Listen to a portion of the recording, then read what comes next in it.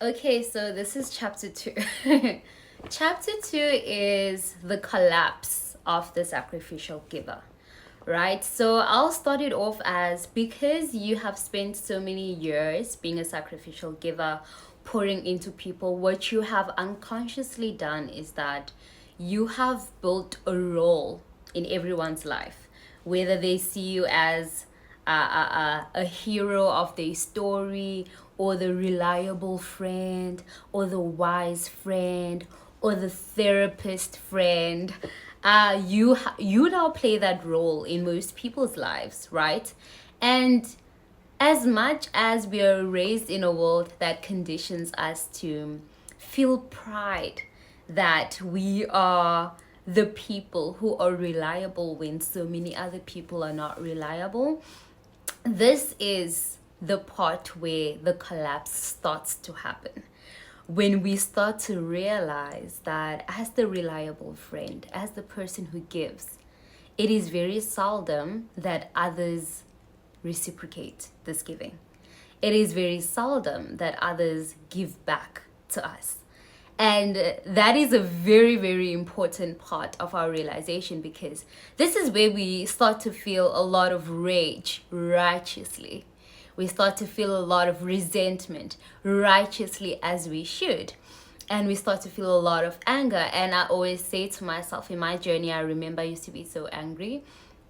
And it felt like I needed a dragon to just burn every person. It sounds so funny. I needed a dragon to just burn every person. And I justified it. I justified the feeling that actually, rightfully so. And I won't really speak much on accountability, because I just want to say that I just want to see, I just want to share how I saw myself in this path.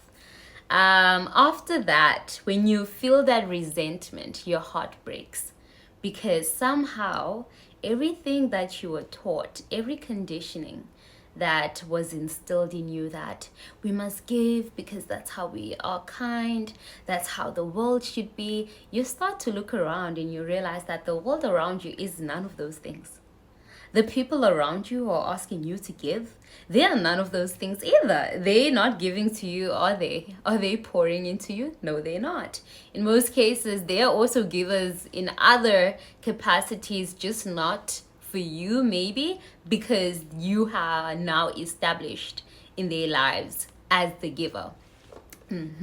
So the collapse of the giver starts when the giver gets angry, when the giver realizes that they don't want to give anymore to people. And after that collapse happens, we now get into chapter 3. This is the rise of the abundant giver. This is the beginning stage. When the collapse happens, you go through a phase where you don't want to give anymore. You go through a phase where your heart turns cold. Even the people that you used to give to, actually, they will tell you that you are very, very cold. I remember in my journey, people used to get so many phone calls from me. I would call them and be like, how are you doing? How did this go? How did your interview go? Did you get a win? Did you not? And all these type of things. And I would follow up on things that they told me about, only for me to realize that I was always the person calling. Or actually, even if they have good news, they wouldn't share it with me. They would share it with everyone else. However, when they have bad news, they come and share it with me first, because they know that I'm gonna hold space. So then the collapse happens, because now you're experiencing this heartbreak. And I remember that at this point in my life, I started to hate phone calls. People calling me, I started to hate phone calls. I told people not to call me. But how that happened was, someone would call me and I would answer the phone and be like, how can I help you? I wouldn't be like, hi, how are you doing? How's your day going? Like how I normally am. I would respond with, hi, how can I help you? And they would be taken aback, because we don't know this version of you. We've never seen you like this. Hey, bro, Why are you saying that? And then I started to realize that, oh, it's a very good thing. Then I would actually say to them, you wouldn't be calling me if you didn't need something. Because remember now, at this point in time, I started to realize that people only reach out when they want things from you. When they want things from you, that is when people reach out. So I did a little test, which I encourage, by the way. I did a little test. I was like, let me check. If I'm not the person reaching out, if I'm not the person following up, asking how something went, what are the news, calling people first, are people gonna reach out and ask me how I'm doing? How's my day going? How's life going? I bet you they don't even know what's going on in my life. You know, I could have gotten a new job, I could have new things happening to me. They wouldn't know because that's not the dynamic. So I sat back, and guess what?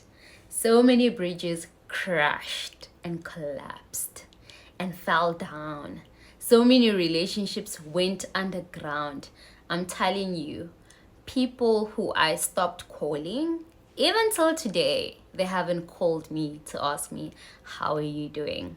And this is, I don't still see this as part of the collapse. This is what happens after the collapse, because the collapse happens internally first.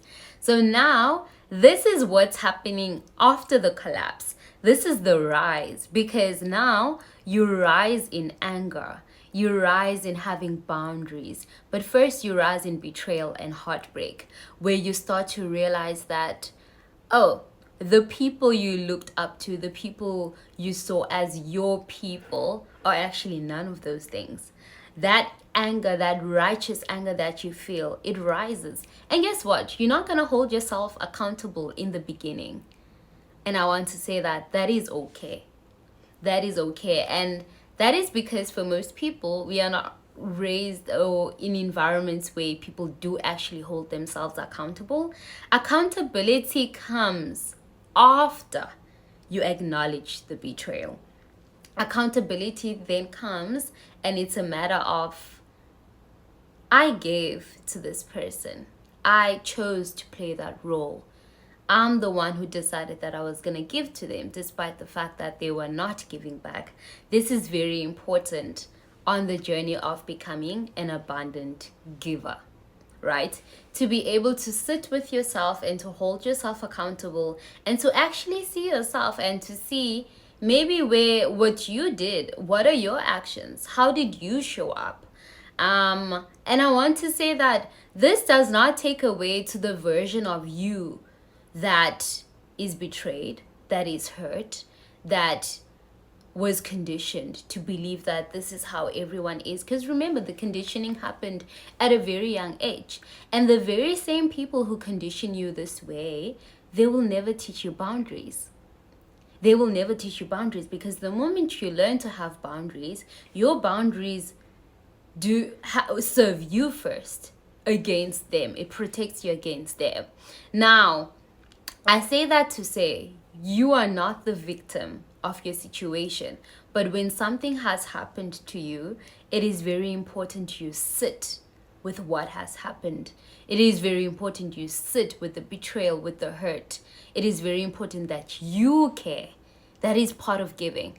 That empathy that you give so much to other people for choices that they've made, for decisions that are now showing in results that are happening in their lives, that empathy that you give to them is that empathy that you have to give to yourself at that point in time. It's that grace that you have to give to yourself at that point in time. It is not important to hold yourself accountable for how you showed up. It is important to hold yourself with a lot of grace and a lot of empathy, because that is true giving of self and to self. This is a very important step. Okay, moving on.